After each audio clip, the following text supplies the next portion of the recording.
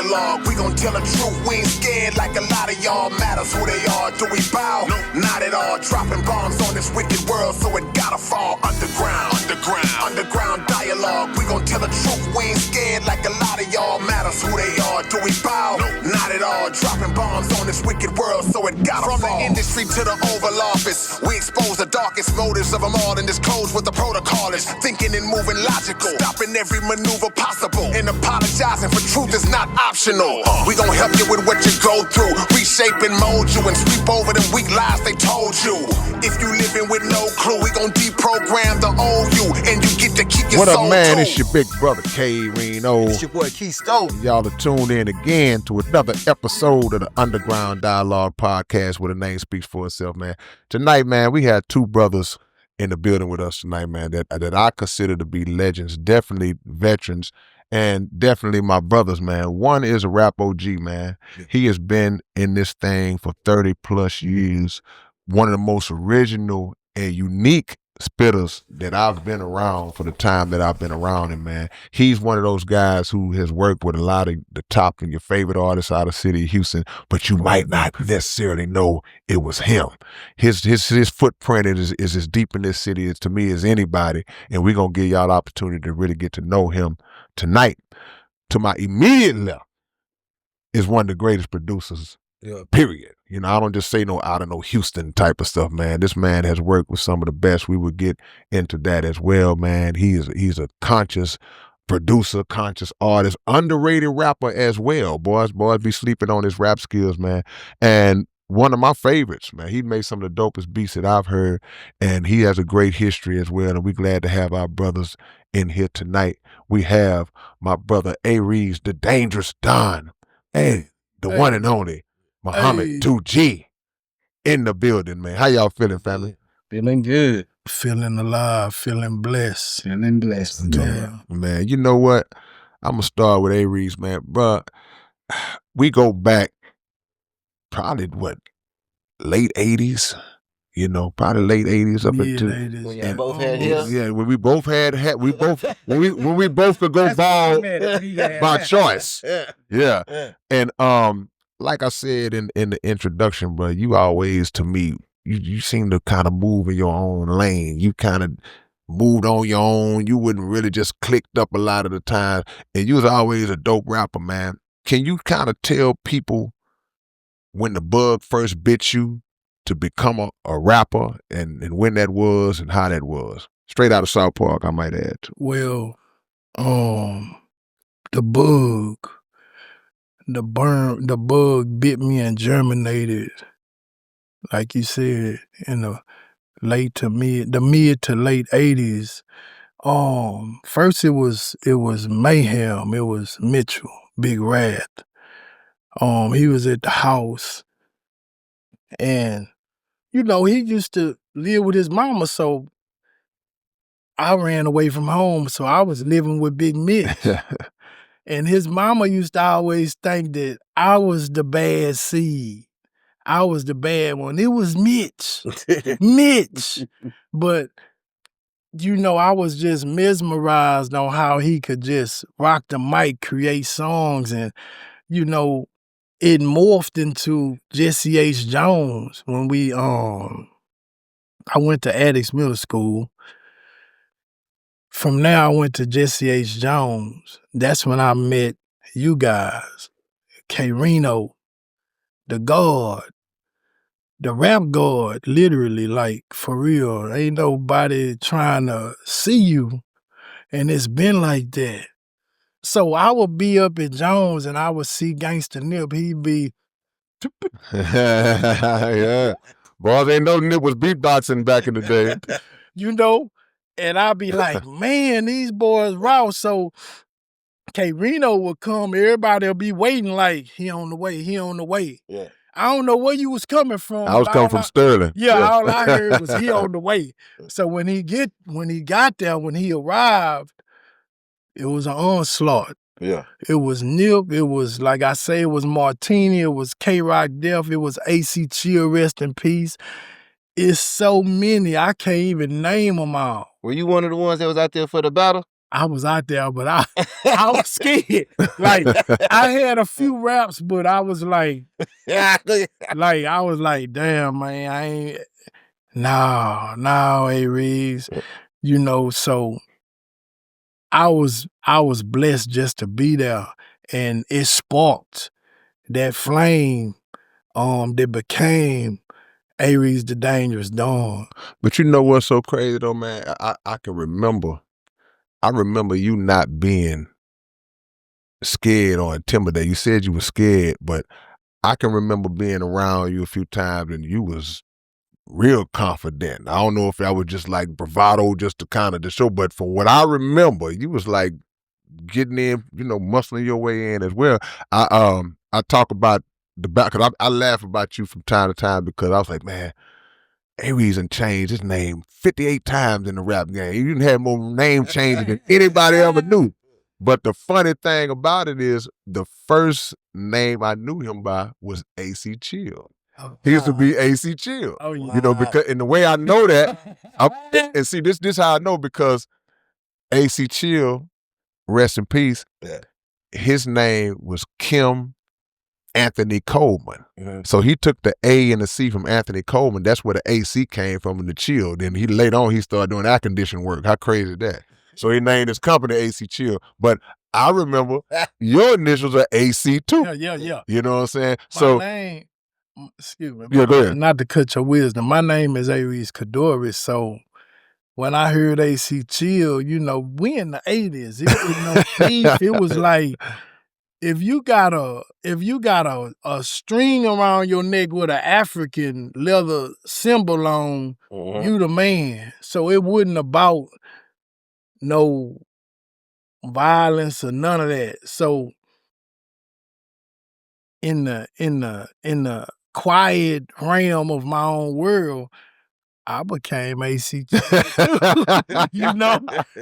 And because I admired AC, you know, smooth black brother, like this a different kind of black, like blue black, like this, like black, right here, like this mic, like this was like, yeah, and he was smooth with it. yeah. And I was like, man, yeah, AC Chill. I like that. I'm gonna be AC Chill too. But without being AC Chill, in my mind, you know, we was young, man. Hey, all I can say is I appreciate that brother. I already knew he was the original. I was AC too. I was glad to even be in the presence of these brothers. Yeah. But if you listen now, you can hear all the knowledge that I gained from AC Chill, rest in peace. The brothers, K Reno, Gangsta Nip, all the brothers fed me. So I'm grateful to even be here today and be able to. I start to bring the brothers some flowers. I ain't gonna. We don't do it. I start to. He doing it. He doing it, Jim. He trying to make it be about this about y'all, when man. he say that he recognized me, that he Absolutely. knew. Like I was like, I'm like, for real? Nah. Damn, I ain't know that. Nah, bro. Nah, we always, when I'm saying we, I'm talking to myself, AC, Nip, Cat Eye, we always respected you, bro. You know, like say you seemed like you moved in your own lane. It's like you was never trying to be around us. You was never trying. And so from my vantage point, we kind of just saw you doing your own thing from a distance, but I don't have to hear nobody rap but one or two times to know that they got something, even way back then, you know what I'm saying? So now you had your own style. From what I can remember, you know, a lot of us had our styles, but you was trying to find your way just like we was trying to find our way. And ain't nothing wrong with that. So, you know, we appreciate that. So you first dropped, and when did your solo journey take place as far as knowing about putting out records? Okay. Before I get into that, you might not remember this. It was Wicked Cricket, it was you, it was Black Capone, it was Big Rap. We was on that song Overdose. Yeah, you know I remember that. That was the first time I ever stepped in the studio. See, I ain't know that. Salute. Yeah, that was the first time. But my first album was the Mafia Genie, Mafia Me album.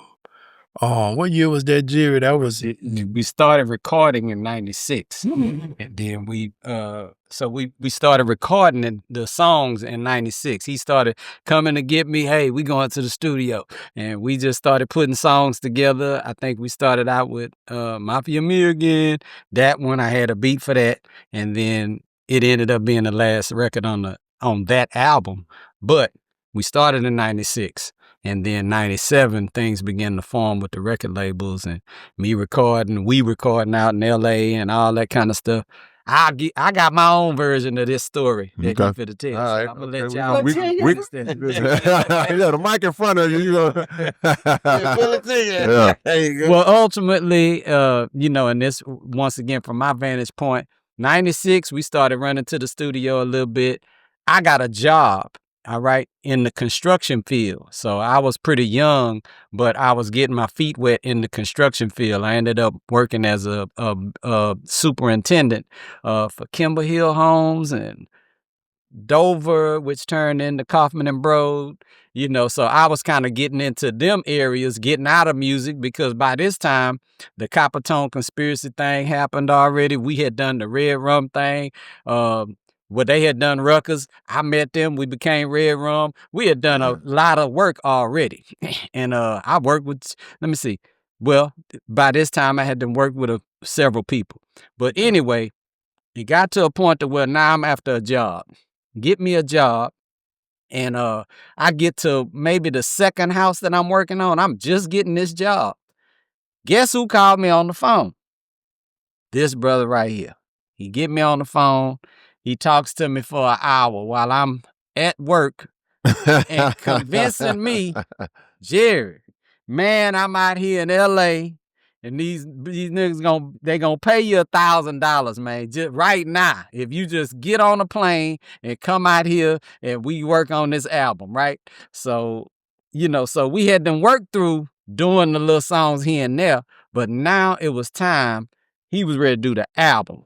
So, and this has happened multiple times in our journey together, me and this brother right here. That's why we end up just tight, you know what I'm saying? Because we didn't work through this same segment so many times in this lifetime, right? So anyway, he convinces me to get on a plane. I go out there to LA and we start doing some work with some guys out in LA, which I ran across one of them too a few years ago. My son was graduating. That was another crazy event. But anyway, we get out there, we start working on the songs, and I had some of the beats already. And then what I'm doing is fast forwarding through this story, y'all, so that because it's a lot to it. But at the end of the day, we started in '97 on the album part, and then we didn't complete with them same people.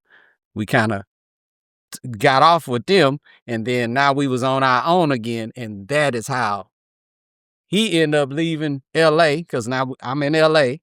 We there for months, and then he ended up leaving, coming back to Texas, and then he called me again.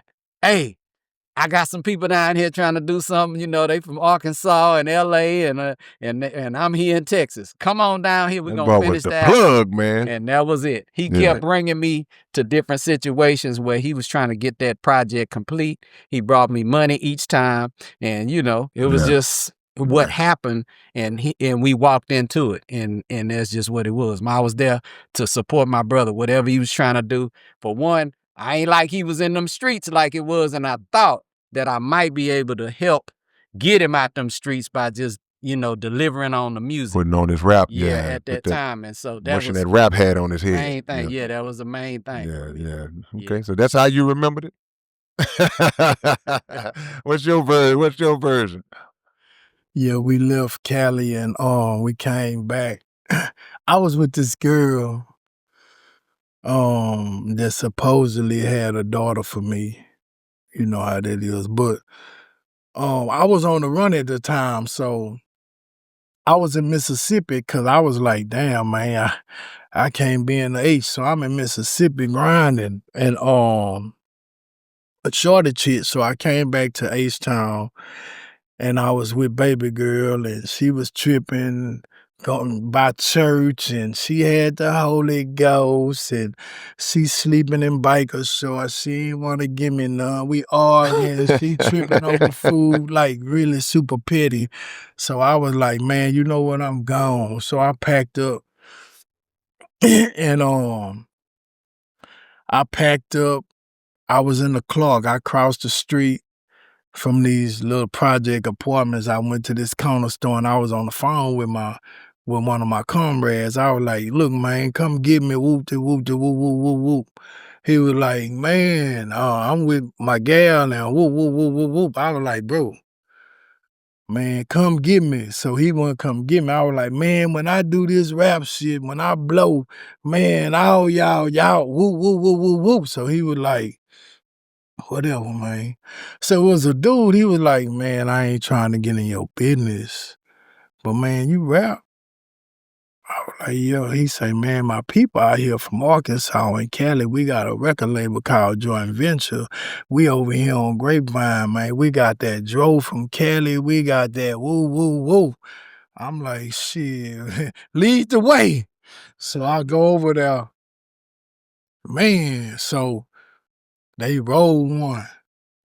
I hit it. I'm like, man, I turned into Wolfman Jack. I turned into Dracula. I'm like, what the hell is this? So, man, I hit that Mafia Me again. And bro just dropped a bottle. Boom, dropped a bottle of Hennessy. He said, man, sign it, man. This nigga colder than Pac. Oh, my God. They gave me 10 racks. They was like, man, where you stay? I'm like, man, I'm floating right now. They put me in a hotel. We started recording with this guy named Big Richard. Anderson Road. Anderson Road. Man, he put us in the studio. I'm talking about he gave me another $20,000, gave me $2,000 a week. I'm talking about, invested. Man, I'm like, you was the richest fugitive in America around this point. We're in the studio. I'm in suits. I'm going in. Yeah. And I was just feeling myself. If you listen to the Mafia Genie, Mafia Me album today, you'll understand, like, man, this boy was spitting like this in 9-9. Yeah. Now, it started in 9-7. It started in 9-6 when I was on the Robinson unit. When I came up with Mafia Genie. Mafia Genie stands for Menacing Armed Family Invading America. God's established new independent empire. Man, so when I was thinking, I was like, damn, I love Genie. I was in the penitentiary. I'm like, man, I want to get out of here. And I would remember those episodes of the Genie when she be in that lamp. She had plush furniture in there. She could get out. Get out, like, let me out. Look, me out. He be beating. I was wondering where that Genie get out. He asked about the next question because I was going to ask what the Genie part came in. Mix that too. I'm in the penitentiary. I get 100% down. I always had an infatuation with the Mafia. Like, I like how they move. Like, if you play with my money, your finger's gone. Or your car blow up or whatever. I'm like, okay, yeah, man, don't play. So I merged the two. I was in there. I was like, man, Mafia Genie, my boy Mike Speed and Homicide, rest in peace. You know, Homicide was on the beats and I was up in there, 2,000 push-ups a day. I was with Farrakhan, this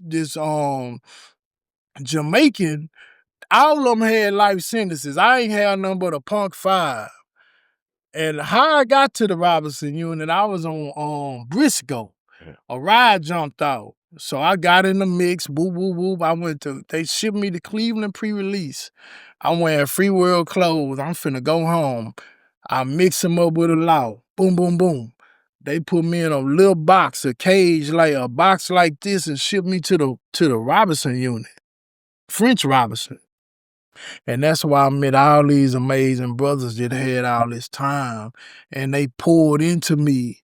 That's how I really got. I was tinkering and tampering with Islam before I left, but that's how I got into the Quran. That's how I got into Islam in the penitentiary. Man. Because that was the only thing that, like, I was on lock. I was 23-1, like 23 hours in, 1 hour out. So I was young. In my early 20s, I was like bouncing off the walls. So that being around them brothers helped to kind of raise me. And they put into that the acronym for Mafia Genie, you know, and I started writing every day, and I was like, okay, I developed a little identity. So it went from there. The next thing I remember was it was 96, and I was standing by the radio. I was doing my push-ups, and I heard that Pac died. And everybody in the penitentiary was rocked. We were like, what? Woo! And I said, man, Gemini Nation, I'm finna take over where this boy left off and cement the game. I understood where he was trying to go with it. Yeah. And I had the same energy. It felt like he was telling my story. Yeah. Cause I was already in the streets. Like I started in the Chateau. Anybody that know about South Park, they know about the Chateau. Yeah. When Bruce dropped me off, rest in peace, Bruce Magruder, I just attended his funeral last weekend. He dropped me off from the Southwest, blue and white, to the Chateau.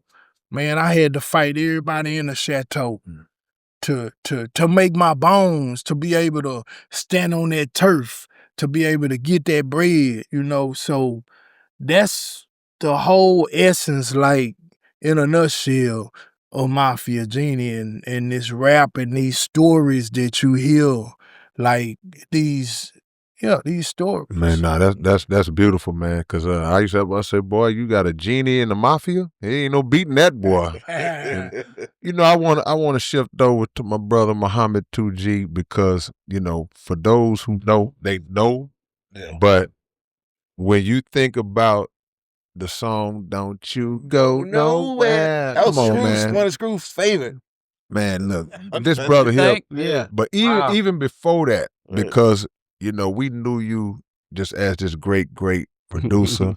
I knew you. You mentioned Coppertone, Conspiracy, and all this. You gotta go way back. Yeah. Do your research on that, and then up into the Red Rum days when y'all came into the nation.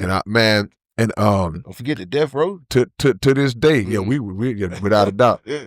But to this day, if Intensive Care come on, bro, man, that's I think every rapper got a list of beats throughout rap history that they wish they could have rapped on. Right. Whether Dr. Dre did, whether the Bomb Squad did.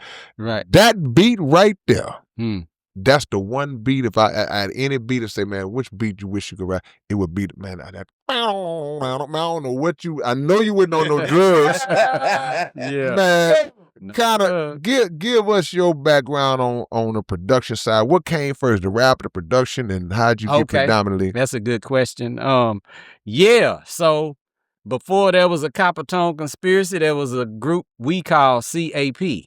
So that's kind of how I got started. I was recruited, and I didn't really, you know, at this time, and this kind of go back into, and I'm gonna have to fast forward through this too, because I'm telling you, all this is a long time to talk about.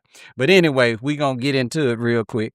I was recruited by the members of Coppertone Conspiracy. They all were Capricorns, right? Oh, okay. So CAP. I'm a yes. Yeah. So I'm a Sagittarius, but the tripped out part is Marcus or Mark S. that's in the group.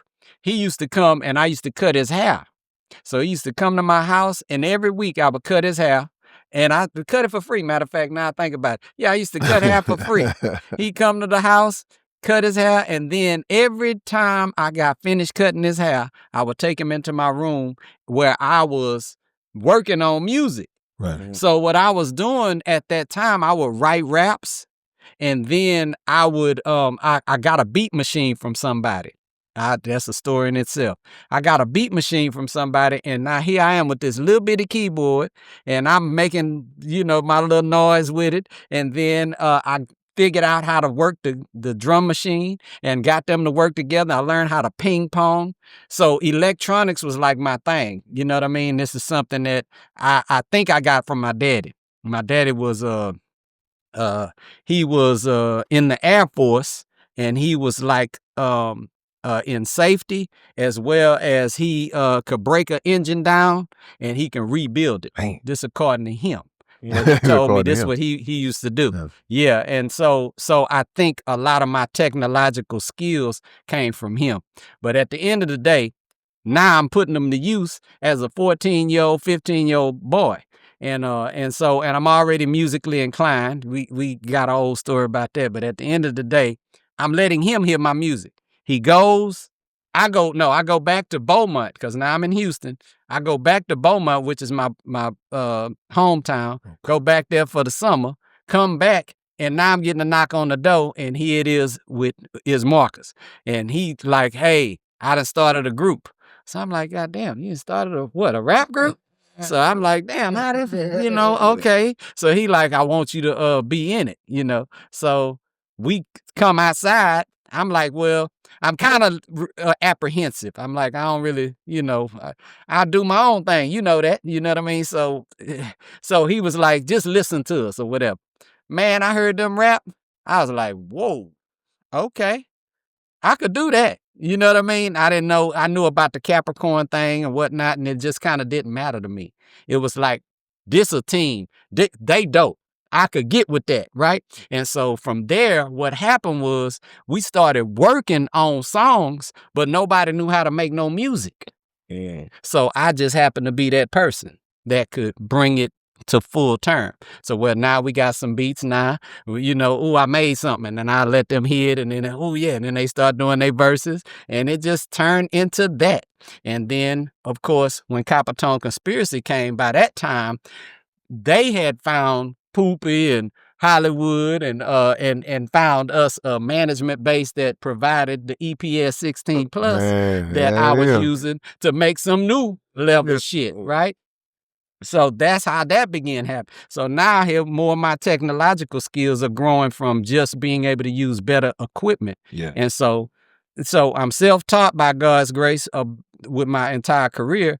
I've learned how to do everything that I've learned from just time and sitting there and messing with it. Figuring it out. Yeah. So that's a gift to me, and so ultimately that's how it got started, and I ended up just getting better at it. And honestly, I tell anybody, I don't know how it worked for them, but for me, I could listen to something and then the sound comes and it tell me what to put in there. Right. Wow. You get what I mean? Yeah. I can listen to something and tell, and something tells me what's next, what's needed, what's the next thing need to go in there, and then I find the instrument and put it in there. I believe it. That's how it works. I know it, because just to hear your production, man, it's like we always talk about the difference between producers and beat makers. Mm-hmm. This is a producer right here, y'all. We always talk about the difference between rappers and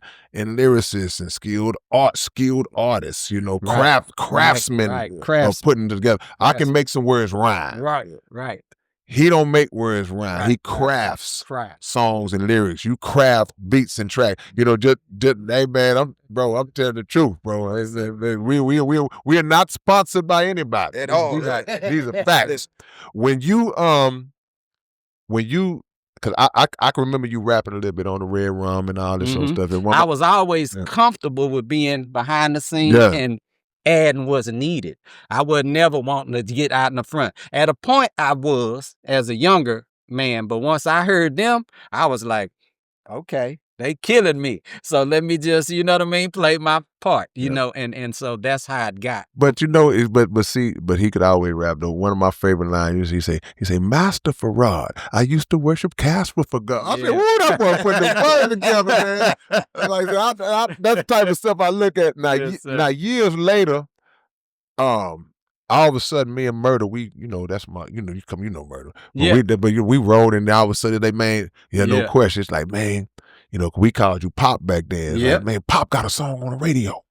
It's like, so okay, then don't you go nowhere? Was I like, man, my boy, how did you get that song to the radio? Was it any politics that you had to go through? Yeah. Because that song popped off and everybody was on it, but you know how hard it was for people like us to crack into that space? Yeah. So there was some things. It was multiple things happening simultaneously for that to happen. In my opinion, I was out on the road working the record.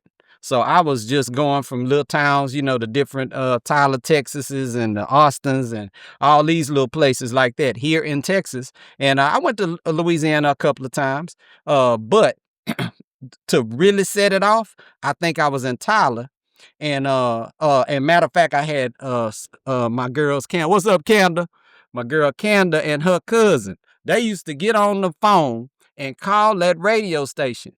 So I told them, listen, do not call but in between 8 a.m. and 5 p.m. Okay, that's only when people gonna be there. So we gonna call them between 8 and 5 p.m. and those are the hours that you what has to happen is when you call in there from them hours, they have to document what people are calling asking about. And so you have to have that live person to get on the horn, and then now they write it down. Then the next thing you know, it's a documentation. They got a log. What it is, yes, exactly. Yeah. That log. There you And go. they had to have some patience because that phone used to ring, ring, ring. Right. Right. So we ain't calling no other time. We calling at the right time. Mhm. And so that was my instructions to them. Man, them girls would change their voice, call and do all that all day. And they would do that for me because they just love me like that. Yeah. So I working the streets. I'm, doing that part. And then I gets to Tyler, Texas one day. I think this what took it over the top. Now, there's some other stories out there too with the CEO of the company I was with and his frat brother. They was doing some things too. But ultimately, what I think broke the camel's back was when I was in Tyler and I was with Luscious Ice, if y'all know who that is. Yeah. One of the pioneers. No doubt. Yeah. Kids But he Jam was and actually the program director at the radio station called The Blaze out there in in Tyler. So at this time, he calls Houston and he said, hey, are y'all playing that Muhammad 2G? And whoever answered the phone was like, who? And he was like, Muhammad 2G, the hottest thing out here. Right. Right? Mhm. So I'm hot out there in all these other little places. I'm Yeah. talking about I'm on my third and fourth single. Yeah, that you all into the album. Bryan, Yeah. Texas and all that. Man, I'm 3-5 singles going, getting hot. So anyway, whoever it was, they hung up and I'm thinking they was just embarrassed because they wasn't playing their own artists and their own artist was getting traction everywhere else.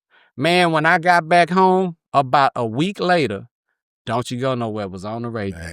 Kay was just saying that just last show. He was saying how so much of our local people got to get put on somewhere else. Like the love come out here and then comes in. Unbelievably so. Yeah. Yeah, unfortunately. Prophet has no honor.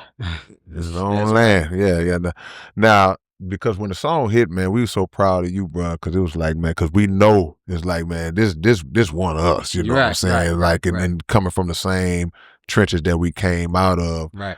So what was the deal with, I know the labels was called and then all this type. Did you have the kind of action at that time? Okay, so to be honest with you, I was so creative at that time and so into my creativity, I was letting the label handle all the business stuff.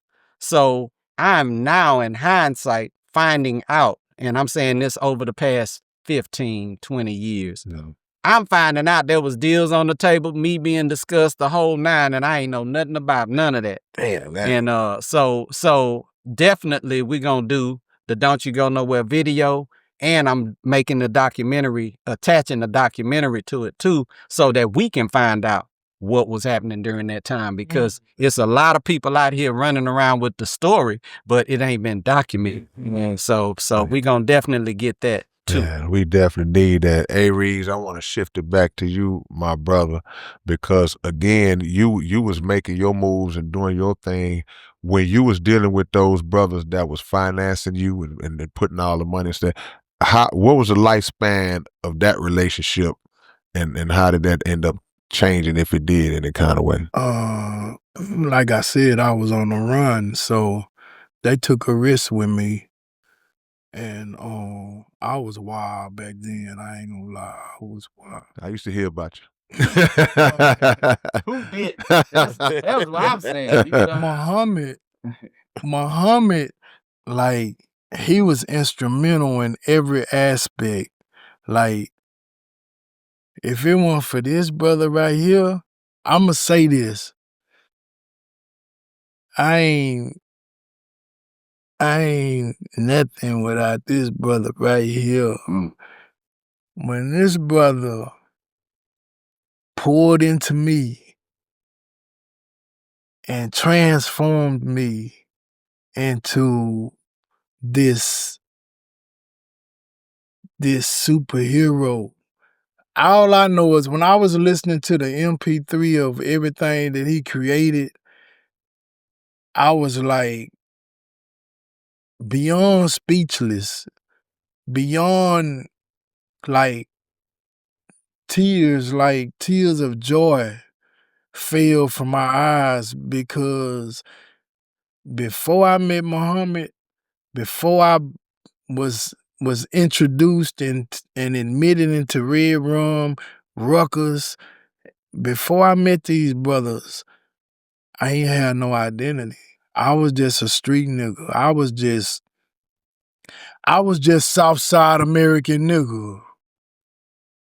You know, I was just that. I didn't have no exit. I saw Peter Gunn. I saw Edward Beard. I saw Thaddeus. I saw Easy. I saw so many Kelly, Dexter. I saw so many people perish, flatline in the game. Darryl Bradley and Darryl Bradley. And it was this brother that I thank God for the moments that I got out the game and was able to ride the bench. On the bench, meaning in the studio with this brother. And it took my attention off. It was so great that it took my attention off Fast Money to where like, okay, man, this is incredible. So besides all that, it's no amount of accolades that could even suffice, that could even fit this brother. Like, beyond music, like, he been a brother to me. Like, I got out of prison. The brother helped me.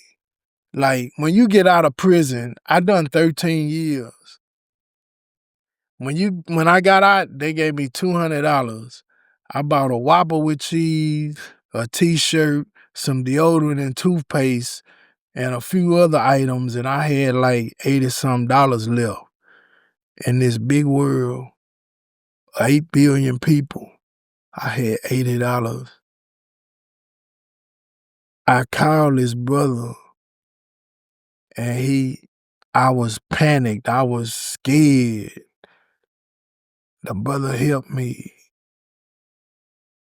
Like, he helped me, and he gave me beats, and he put me in the studio, and he assigned brothers to me, and we formulated the Chronicles of the Dope Man, Volume 1. I told him about a song I wrote to a Michael Jackson beat called Push. He created the beat for me. The brother, to this day, will leave his gal and come and get footage of me because I want to keep going with this shit. This brother right here, like, when we say Muslim, the black Muslim, the Arab Muslim, the Indian Muslim, the white Muslim, the Turkish Muslim, it's a difference in how black people practice the deen. This brother right here, he may look like a little bitty brother. He the strongest, and I always tell him, man, you the strongest brother out of everybody. The things that you've endured and overcame and continue to overcome, This the only brother in Houston that wrote a song for Whitney Houston and produced Whitney Houston and had Whitney Houston and Bobby Brown with him. Talk about it. We ain't gonna even talk about Shaq and all the other brothers. I ain't gonna say every name, but this the brother that I'm affiliated with. Nah. Like, I look at him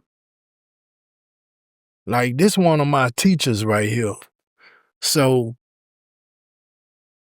back to the Mafia Me album. Aries the Dangerous Dawn. Chronicles of the Dope Man. Push.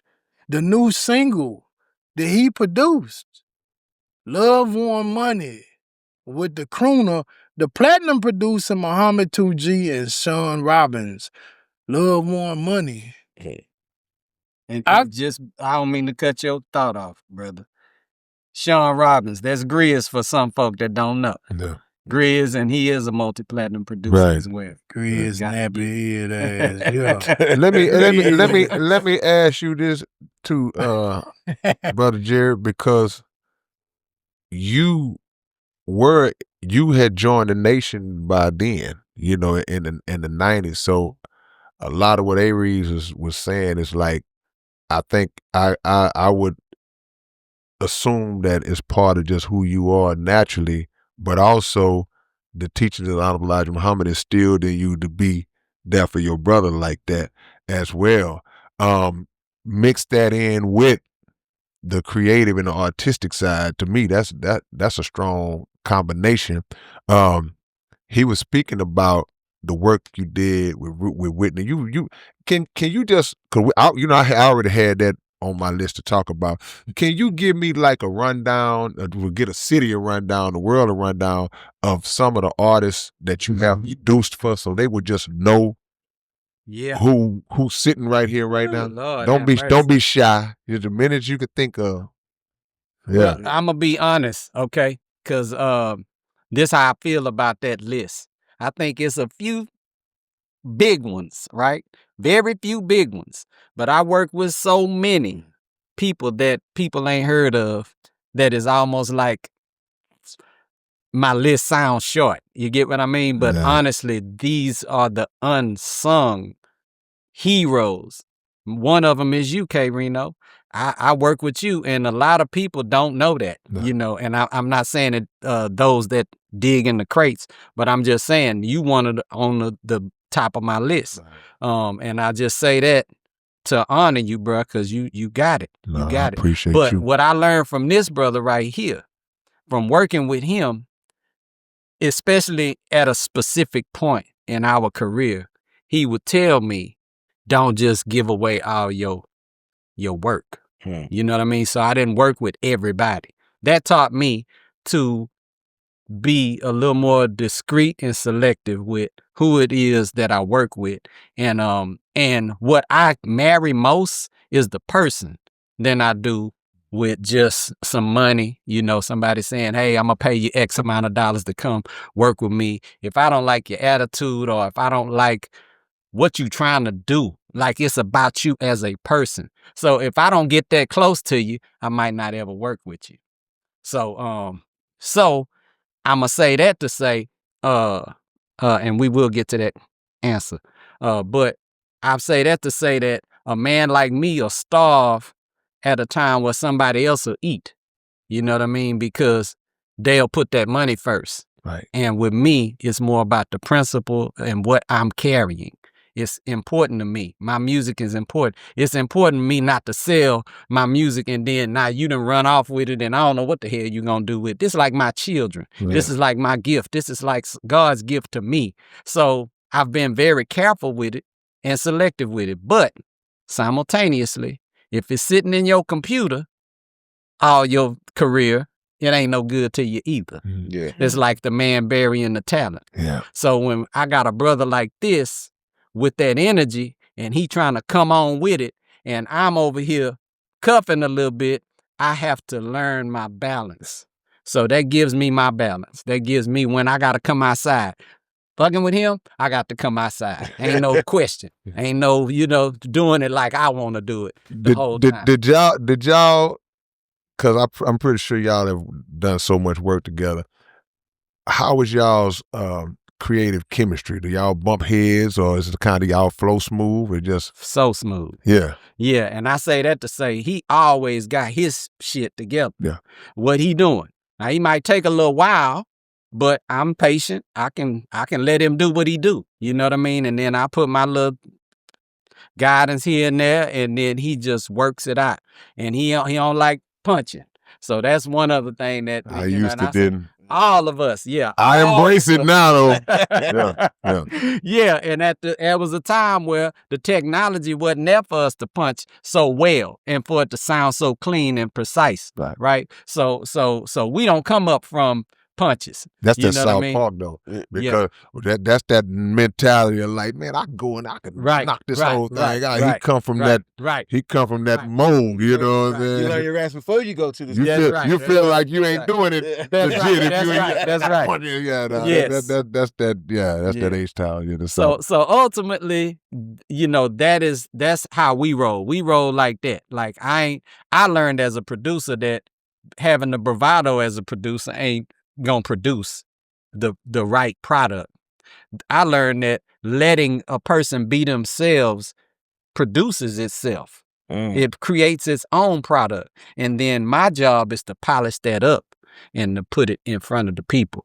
You know what I'm saying? So the key is to get the best part of who it is the subject is, and then polish that up and then present it. You know what I'm saying? So that means I need your essence. That means I gotta be in the corner. I can't be too much. You get what I'm saying? So I'm saying that to say I learned my role as a producer, and that ain't like a beat maker. Beat maker, yeah, I become a beat maker in the beginning, but then when it's time to produce, then you gotta get out the way. You gotta let God's process happen. And so that's in itself.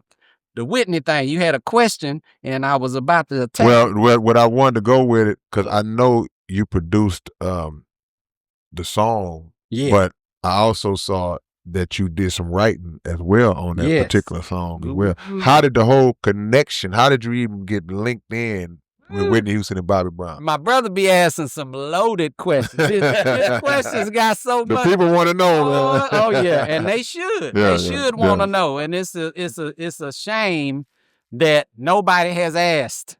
You know what I mean? But I have not been outside. I ain't been outside long. So when I do come outside, I run across a brother like this that's gonna ask the right questions. So y'all will get some answers. All right. So anyway, my tenure in the Nation of Islam started in 1994. So in 94 is when I joined, and there was the captain over the mosque at that time was Captain Khalil Muhammad, right? And Captain Khalil, by this time, this was in 2002. By that time, he was half of the security team for Bobby Brown and Whitney. And the other captain was Captain Curtis from Atlanta. And so they, as a duo, were the security for Bobby and Whitney. So the CEO of the company that I'm working with, DAL at that time, was kind of on the hunt to make some of this music, make some money. So he took all my work, and I didn't even know a lot of this. He took all of the beats I was making, the songs I was producing, and he took them and put them on the CD, or he had me put them on the CD, and then he'll just get a copy of everything. Next thing you know, he in Atlanta. Hey, I'm in Atlanta. I'm working out here, whatever. And I got a call at the studio. Me and another artist are working in the studio. Me and Adonis. Adonis is a great singer. Impeccable. This guy's impeccable. Y'all we'll get to him in a little bit. But at the end of the day, I'm working with him. It's 3 a.m. We get a phone call, and I look at the ID on the phone. It say BB on there. So I'm like, I answer the phone, studio, like we normally do. And he said, is Andre there? So I'm just like, nah, Andre ain't here. why would Andre be here at 3 in the morning? Right? In my mind, So he said, okay, well, I said, well, he's not here right now. Can I take a message? And I said, who's calling? He said, Bobby Brown. I said, okay.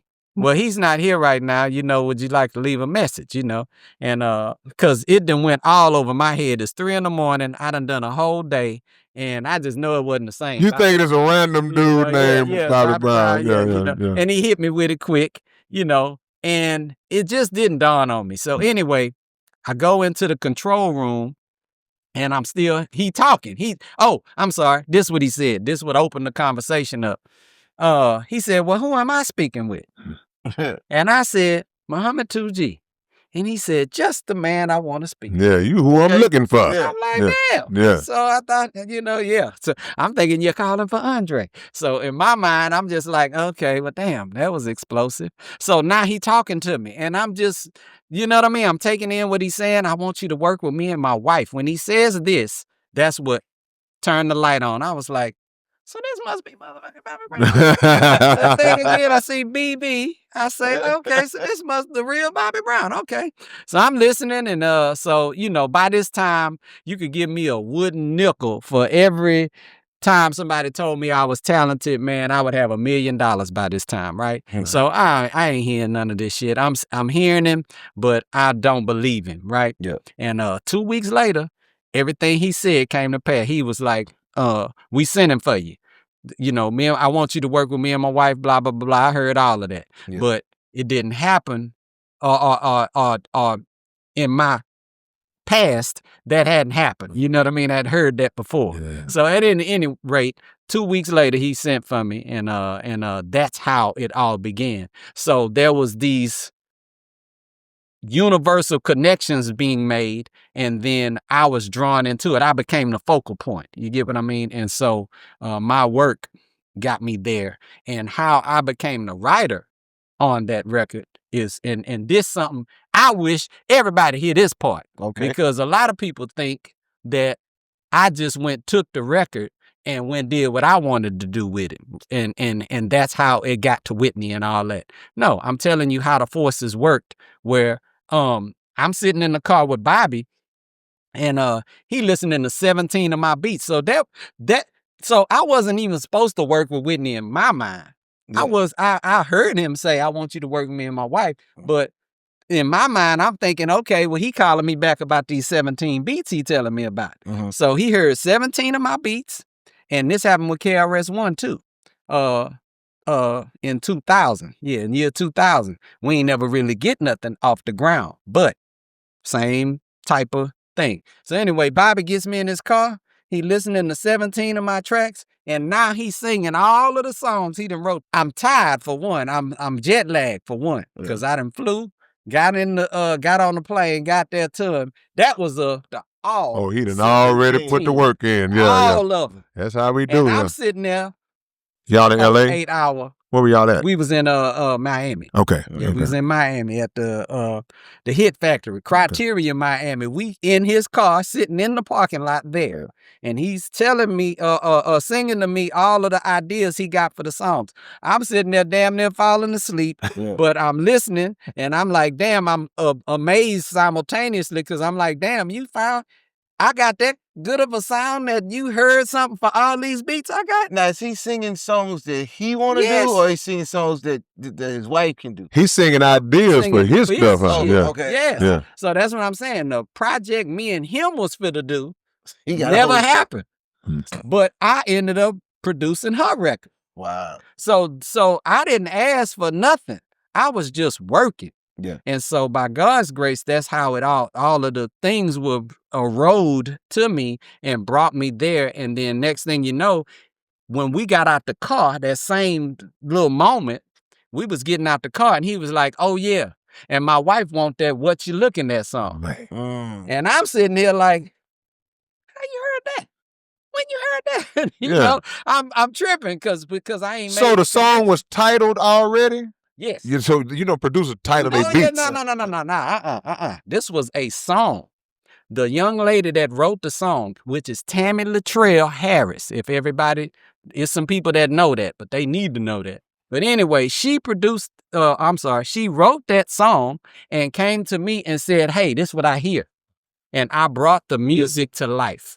And then I created the B section and kind of finalized everything. Yeah. And then the words, she did this song for herself. Gotcha. So we recorded that song. And then Whitney heard it. Whitney heard the record. But the thing was, it had some cuss words in it. And the song wasn't directed at Whitney. It wasn't written for Whitney. It was written for her. Right. So I had to go in and put my pen and tweak it in order for Whitney to get, and that got a story in itself because I didn't know that she didn't write. Wow. So I ended up fixing it, and that's how I ended up becoming a songwriter on that record. How did the transaction take place with the sister who originally came up with the song? Did y'all have to work somehow with her? Eventually that did happen with the record company owner and her. Okay. Down the line. And so they got straight. Yeah, they got that straight. And honestly, I kind of got left out in the lurch, and it didn't feel well once some years had went by and I found out what took place, but ultimately, I'm still taken care of. I'm gonna put it like that. Okay. But your publishing and all that. Did you have that set up back then, or no? Because I was just about to say, not a lot of us did. Yeah. And honestly, I did have it set up with him, but something took place to where I ain't end up with mine, and some money came for me, and then all of a sudden it just dropped off. Gotcha. And so at the end of the day, it was like, Look, when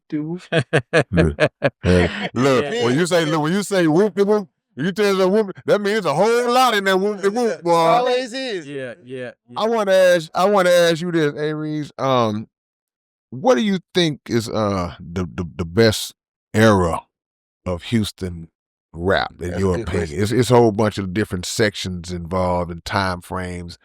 In your opinion, when was the best time to be doing this? The best era was Chimmy Chan, COD,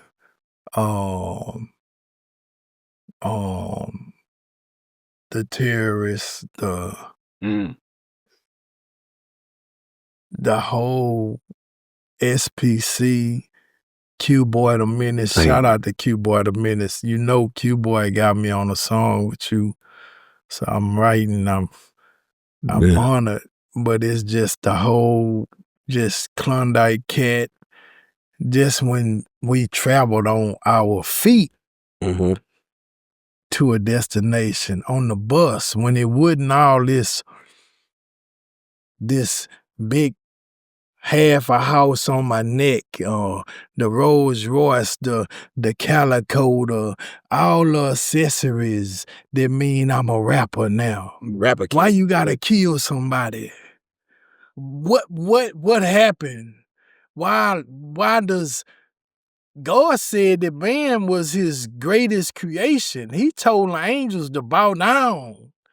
All bow but Iblis.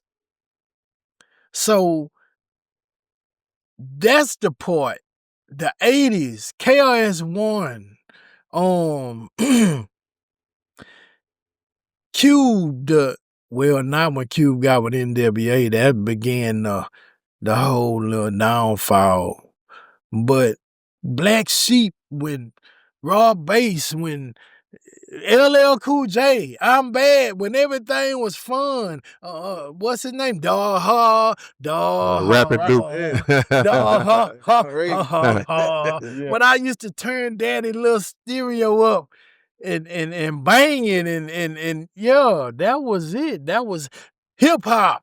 When it wasn't about mass murder, when it wasn't about I'ma cut your mama head off and hang it over the fireplace and do this to your sister and do this, and when it wasn't all that. That's when it was the push the play and the record button at the same time. Kid and Play, Kwame.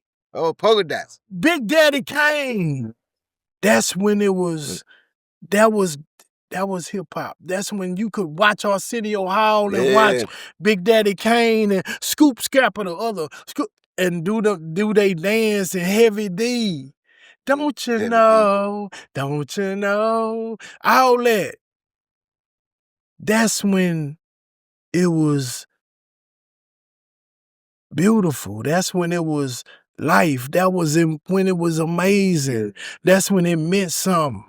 Yeah, you talking about that innocence of the Well, game. it was just the poetry. It's like it came from God. That's when we stopped the violence. That's when we got instructions. That's when we received a message. Yeah. K-Rino, you wanna know? You profound in that category. Like you will not drop a song this against mankind. Right. Like you really, like I'm sitting with the best. I ain't gonna say rapper. He's not a rapper. The best poet in the world. Like KRS-One can't touch you. Like oh God, like I'm in the I room love you, Chris. with K-Rino. Like I can't believe it. Like I don't even know. I couldn't even believe that the brother know about me. What did you pay this guy? No, it ain't a. Nah, I'm He serious. was walking Like, upstairs. I Skills, put $1,000 in his hand when he was walking two upstairs. great brothers. I'm with Muhammad 2G Yes, sir. and K-Rino. Yes, sir. Like Well, let me say this, bro, because like I say, when you put your pen on the pad, bro, it's with intention. Your humility is, we appreciate it, but I want people to know your place in this thing too. Because like I say, a lot of us, I feel like I can speak for y'all in this regard, but y'all disagree, tell me. I feel like it's a lot of meat left on the bone for all of us in our career. Where we can look and say, man, we could have did this or whatever. But for some of us, we ate a little bit. Like I done ate pretty decent. I know Brother Jared ate pretty decent. Can't tell by their weight. I don't. Yeah, we don't look like we eat. But I'm gonna say this about you, man. Like I said, because I would watch you from a distance. We didn't see each other all the time, but I would always see that you had something coming out. You was always dropping new projects. Like I say, you got the record for the most name changes in rap history, but you stayed working. You was always consistent, and you was always dope, bro. So, do you ever think about your place in Houston history? Because they name all the rappers and stuff like that, but to me, you fall in that category. Like, nah, this is a brother whose name need to be mentioned as well. Do you think about that, or you just like forget? I'm just doing my. Well, I say this: in 1988, I was there when Lord 3-2 made "Turn Up the Master." I was there at shortstop when Lil Troy had Scarface. I was at shortstop and Lil Troy and Tony DeWitt took me to the Jack the Rapper convention in Atlanta.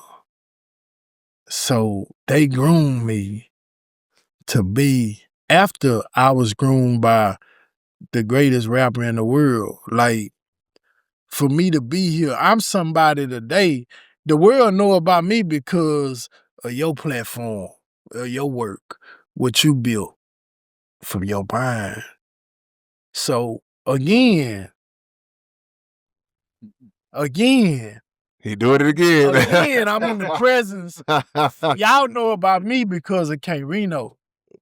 So I gotta always pay homage to the realest of the reals, because I know you went through something to make this foundation. I got a job. I couldn't do it. Just rap. I got a job. I work now. I'm out the game, but I work now. Prayerfully. In the name of Allah. Yeah. It'll morph into something greater, and I can get off this plantation and do what I want to do and tell the story. But like what was I just saying? Let me say this. What was I saying? Yeah, you say what you were gonna say, Let me say this. because you were say, The reason why everything is because, okay, but listen, they might have know you by K-Rino, but just because they give you the look, you the one that keep them. Absolutely. Because I didn't know about you before around this. K say, go ahead, do your homework, do your research on this and that. So I did my research, and I was like, well, shit, I need to hear more of this. You know what I'm saying? Because that one when you first came home, and everybody had them shirts. Yeah. Man, you hit so many levels on that one. You like, I'm proud to be home, but then again, don't go nowhere where I was at. At the same time, that message was so strong in that. I said, let me hear more. You know, so K might have just said go do the research, but it was you to say, here's the whole catalog. Let's see what else he got. You know And- what I mean? and- greedy. And I don't take credit for him. I mean, that's a lie. You know, everything you got from Allah in your own mind. Like I say, I appreciate it, but bro, that's you, man. You know, that's you. Let me That's tell you why I your say greatness, that. man. Let me tell you why I say that. Just like the shirt, the strategy is unified. Die. Yeah. Can we see that? One love, one thug, one struggle. We are one. We are one. One love, one thug, one struggle. The strategy is unified. Die. If we don't unify, we die. The tribalism, for the most part, all we've been seeing now is tribalism. It's so easy to hate on your brother. It's so easy. Like that dude on DMX on Belly when they drove up. And that nigga with that perm had that banana. Who them niggas? That's who we done turned into. I don't like that shit. We done turned into the divine hater. Man, the divine Instead of the divine hater, like the divine hater, like it's like if we don't unify, we done. Yeah. We keep looking for the money, like the money we worshiping false idols. When Moses went up to the mountain, when he left, even though he parted the Red Sea, even though they saw the miraculous way that Pharaoh was defeated, they start putting their earrings and their gold pieces into a pot to make a calf that seemed to bellow. That's all y'all want?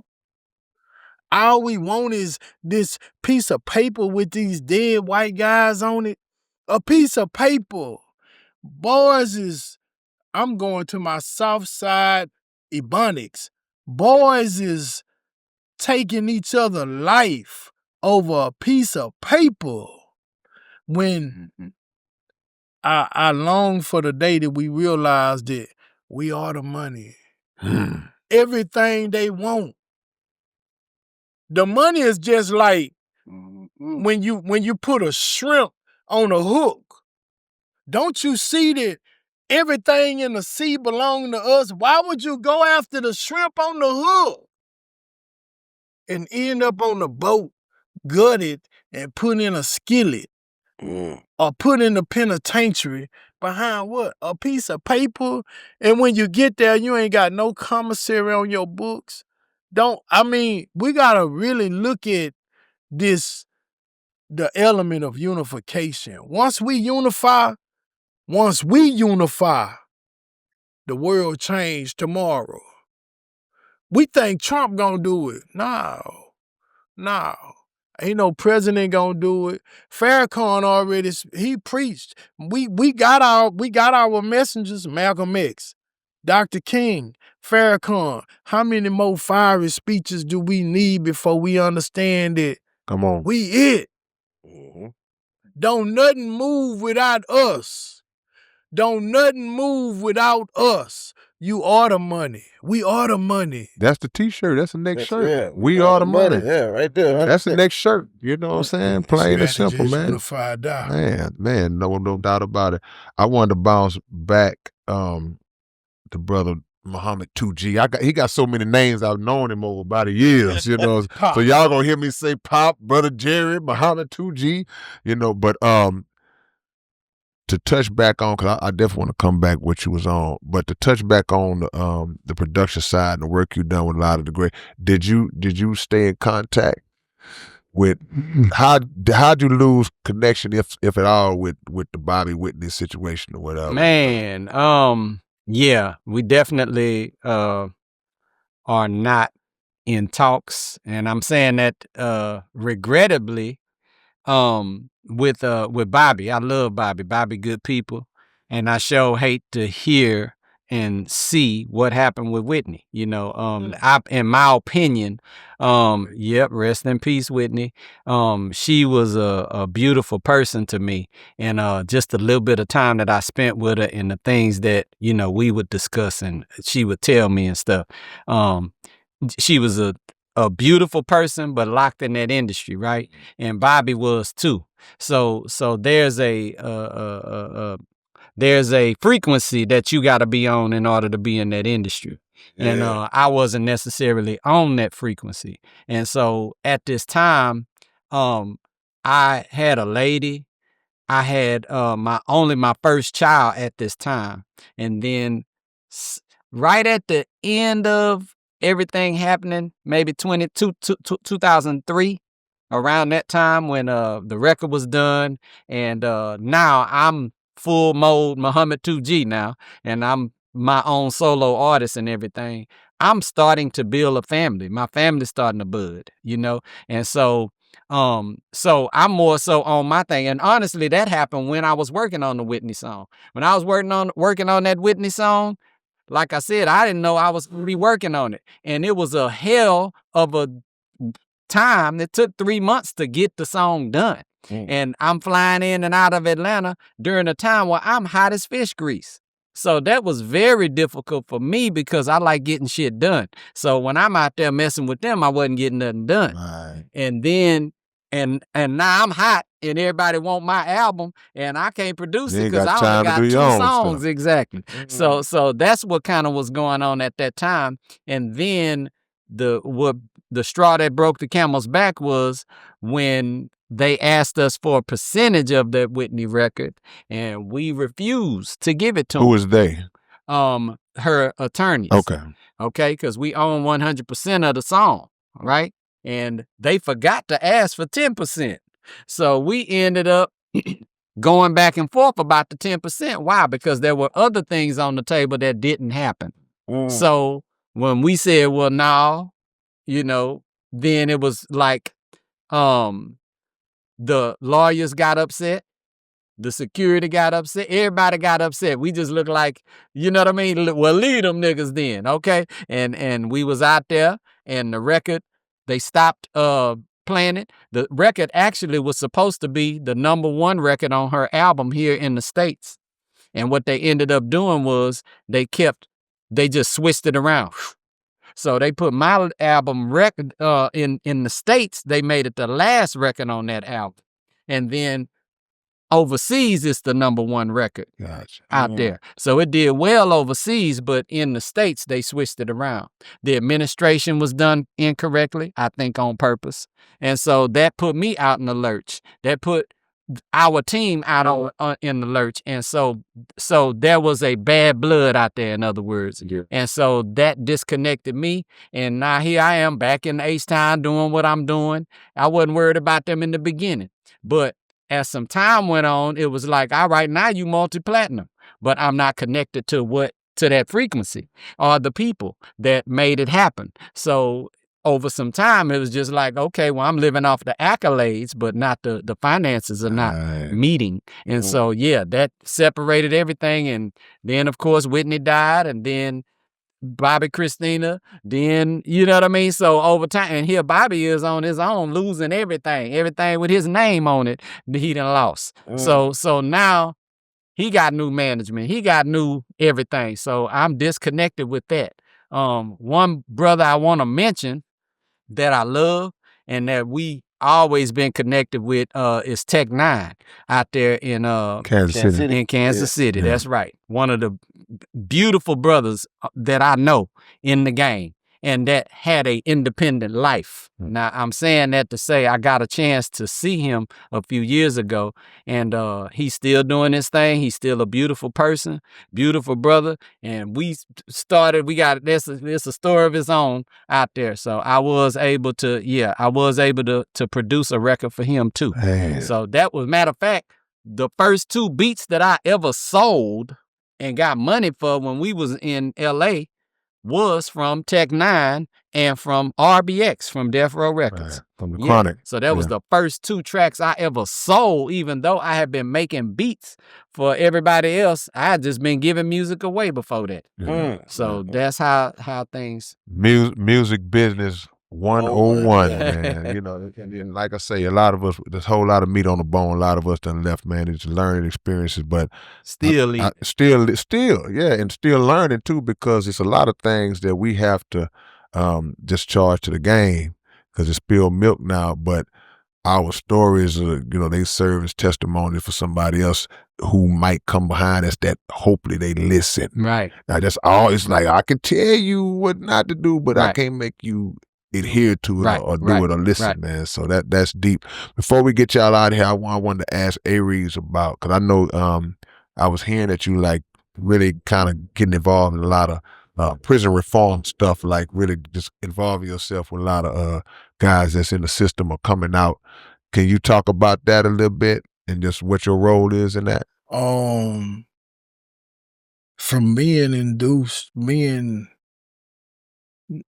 dipped inside the prison system, I've been in like 4 times extensively. And the hopelessness of those humans, the emotions that they feel, the hunger, the lack of wise counsel is needed, because ain't no rehabilitation. There is no rehabilitation in Texas Department of Criminal Justice. Your name is a number. My number 698739.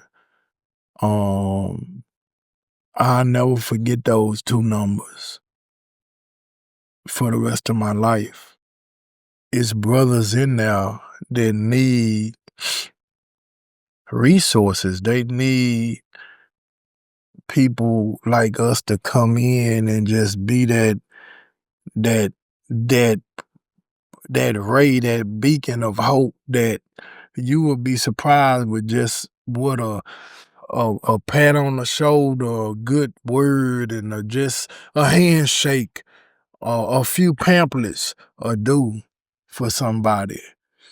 That might be what cause an individual to go straight or get back on the wrong path. Because a lot of people just don't have no family in there. I remember when the people would come in like for Ramadan, and the Turkish people or whoever would come in, it would be like everybody will be like wanting their attention, and they'll be so studious in their deen and how it impacted me. So in going in, if I can just purge myself of all the bad karma that I accumulated in the game unknowingly, because the Chronicles of the Dope Man is not my story. It's everybody's story. People get in the game. It's not because we want to sell dope. We just want to. We don't have knowledge. We want to survive. We want to eat.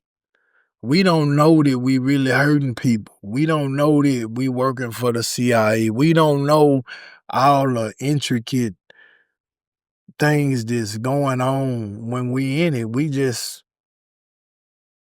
trying to survive. So people make mistakes. People need another chance. People need to be forgiven. Even in the Passion of Christ, Jesus said,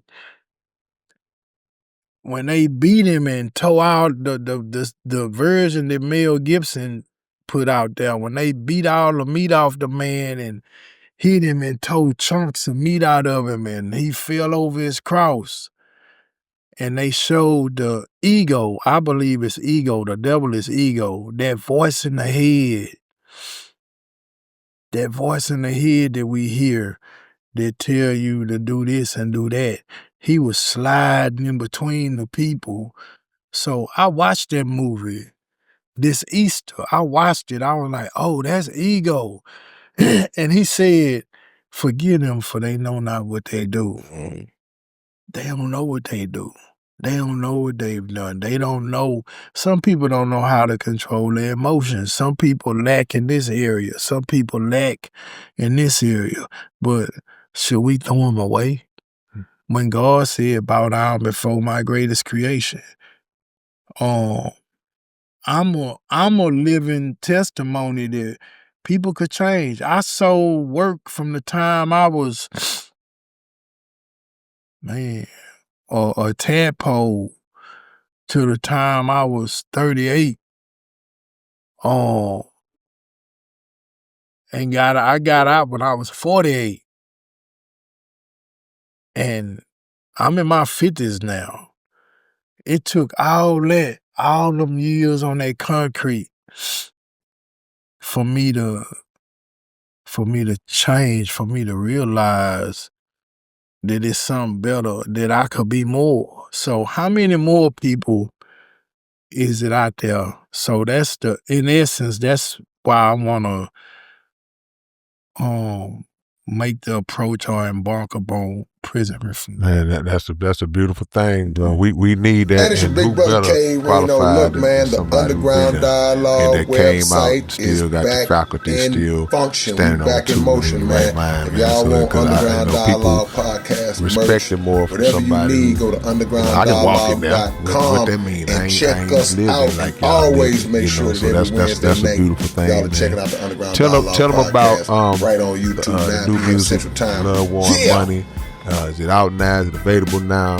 And what's coming behind that? Love Warm Money streaming on all digital platforms.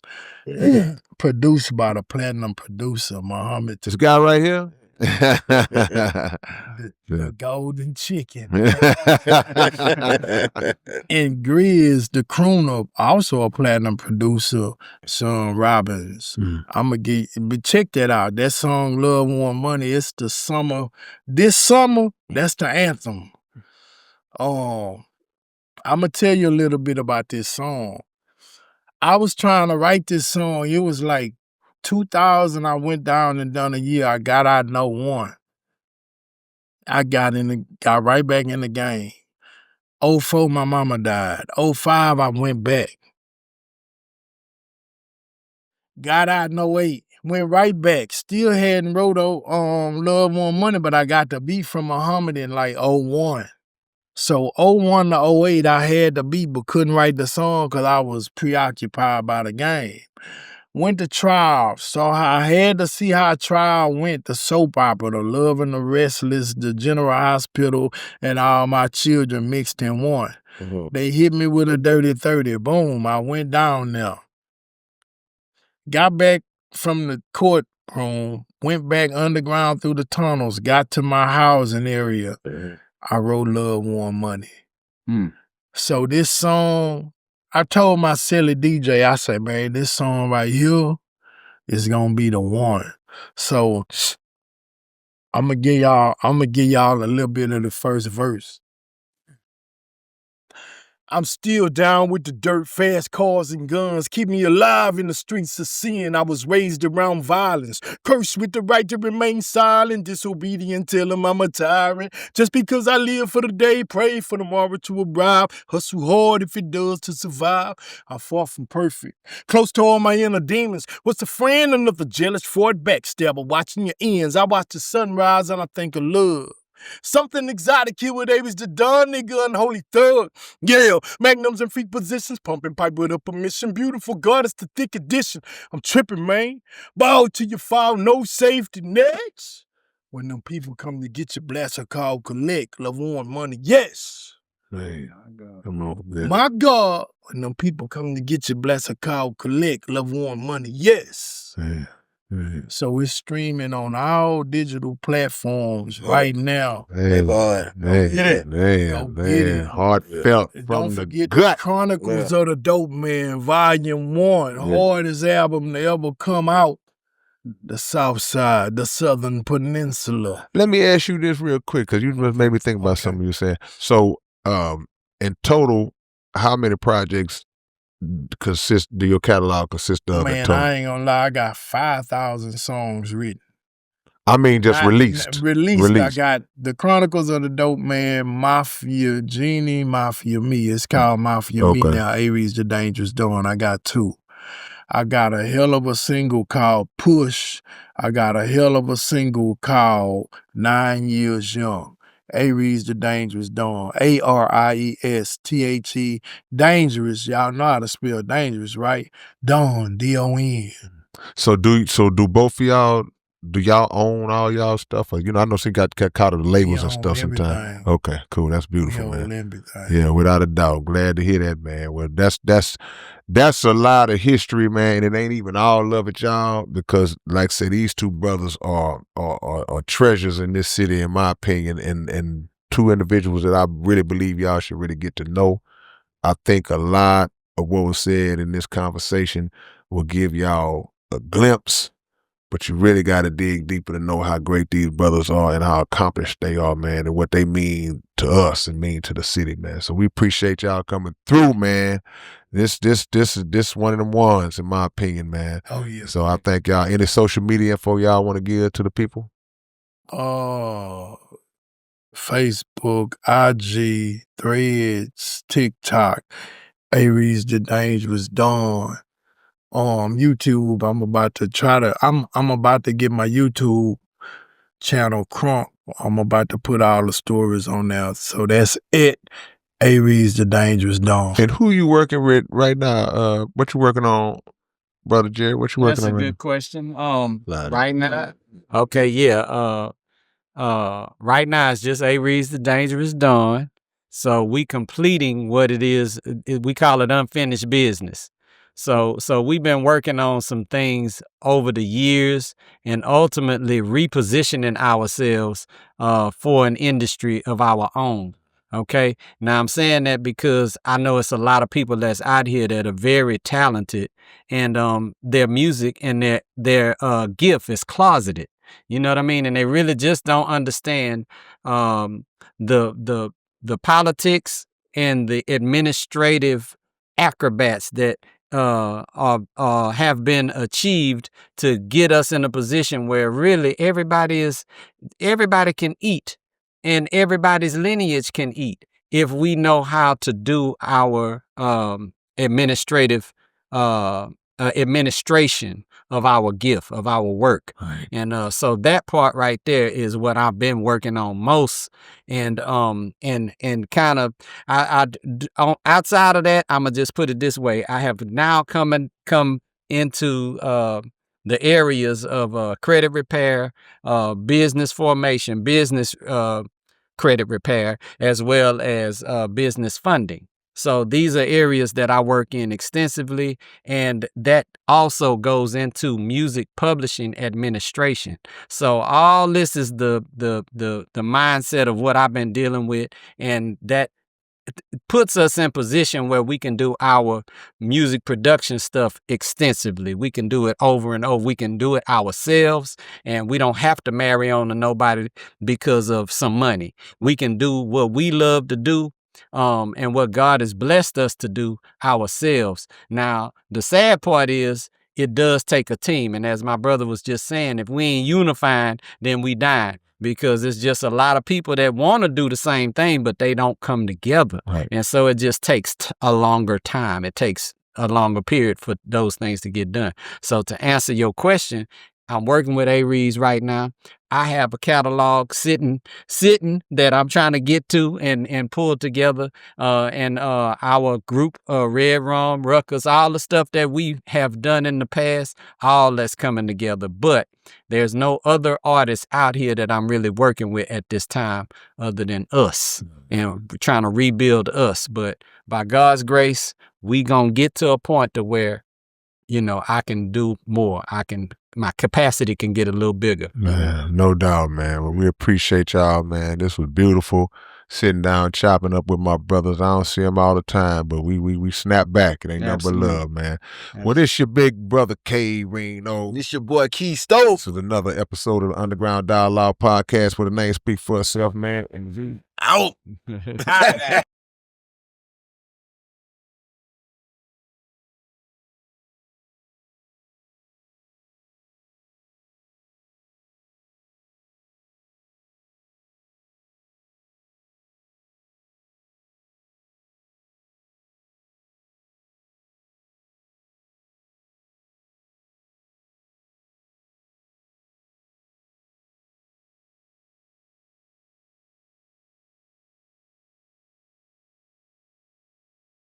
What's up, man? It's your big brother K Reno, and check this out, man. The Underground Dialogue Podcast is offering advertising opportunities, man. You can promote your business, you can promote your video, your song, whatever it is that you have, man. Reach out to us if you're interested in promoting on the Underground Dialogue Podcast. All you gotta do is email us at undergrounddialoguepodcast@gmail.com. Get it. What up, man? It's your big brother K Reno. I'm proud to announce that I'm a new brand ambassador to this new brand of clothing and shoes called Volas. Y'all make sure that y'all support this. It's already available. Houston-based company, straight out the Aries. Look at the quality of the packaging itself. We ain't even got to the shoes yet, man. And this is just one pair of shoes, one design. They got all kinds of dope designs of shoes that you guys can choose from. Go to volas.biz and find your order, find what you want. Wide selection to choose from, male and female items, and I'm proud to be a part of it, man. Community workers, versatile products, Volas, manufactured in Italy. Look at the quality of this box, man. Y'all don't know what it is, man. Catch y'all later on.